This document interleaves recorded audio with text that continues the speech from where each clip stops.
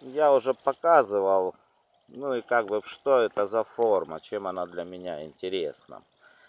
Есть такое понятие у растений, как гермафродитизм. На основе этого явления у многих культур, например, у тех же огурцов, там кабачков, баклажанов, тыкв, ну, например, в Америке апельсиновые сады с помощью этого метода восстанавливают, табак, ну, много отраслей уже, которые в биоинженерии, так сказать, применяют это явление в селекционных целей. Так вот, гермафродитизм бывает разный.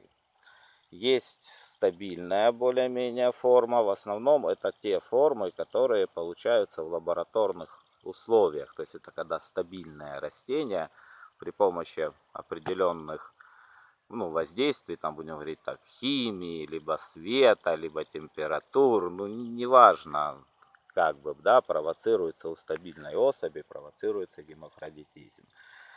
Тот гемофродитизм, который провоцируется спонтанно, то есть на нестабильных, вот, он имеет в своем поколении очень, будем разобщенные формы. То есть, да, они, скорее всего, переймут очень много полезных качеств и так далее, то подобное. Но все-таки это больше мешает, потому что дает сильное разнообразие.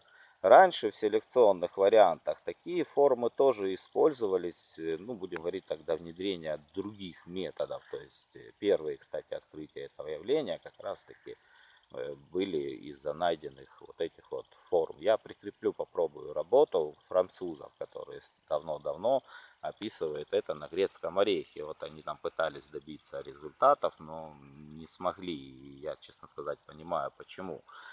Так вот, о гемафродитизме. Тот гемафродитизм, который передается в поколении, вот который часто, например, бывает на селекции Шугиных и так далее и тому подобное, он немножечко как бы спонтанный, то есть он слишком много продуктирует таких же особей, либо, например, ну, будем говорить так, там большой процент выхода гемафродитов, которые нестабильны, будем так говорить. Вот, да, если высадить их там тысячами, то можно получить вот такую там форму путем селекции, что в принципе в прошлом и было на многих культурах, в частности и на бананах тоже. Вот. Так вот, второго вида гемафродитизм, который вызванный искусственно, вот, он более стабильный, так как там принимают другие процессы в его формировании в растениях, то есть он вызванный, то есть это в стабильной форме вызывают такие явления. И вот в лабораторных условиях это как раз таки возможно. И вот это вот растение как раз таки было получено путем таких вот процедур. И вот что мы видим, опять-таки, я в том году показывал, вот в этом году. Вот это вот бананчик, который пошел открываться. То есть вот это вот такой же. Абсолютно. Вот у него есть ножка. Этим он отличается.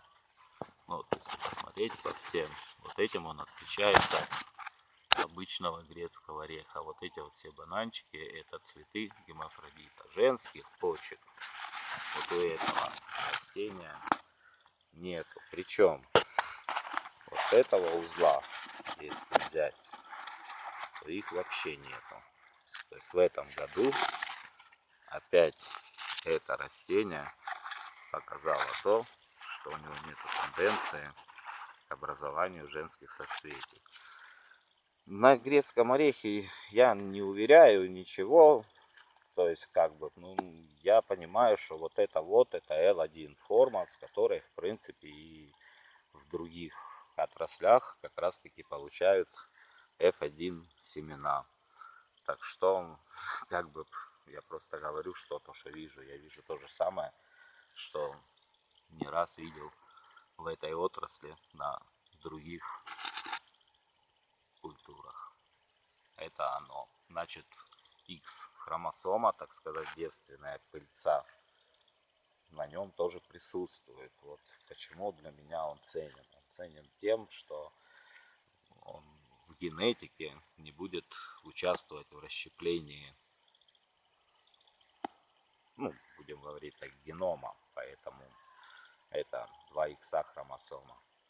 Ну, это для тех, кто в теме, такое интересное видео. Работы я прикреплю, так что читайте в описании. Ну, как по мне, это точно L1 форма. А там уже надо дальше смотреть. Ну, прирост шикарный. Вот обрезочка. Вот такая толщина уже. То есть это прирост этого года. Вот первая обрезка. То есть 2 ступенечки делалось. Вот. Ну, срастаемость пня вроде бы нормальная. И там, и здесь. Там посмотрим.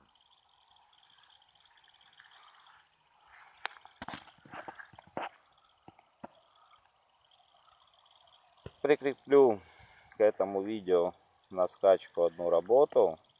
И вот там по нервации листа можно определить определенные признаки первичные, будем говорить так, возможности селекционных растения. Там учтено не только сама вот это вот жилкование, нервация и так далее, и тому подобное, но и даже ступеньки вот эти вот в орехе, ну, в самом листе, ну, это увидите. Но это все первично. Да, это очень интересно. Я считаю, что это действительно работает. Вот, достаточно, да, какой листик по ширине. Вполне.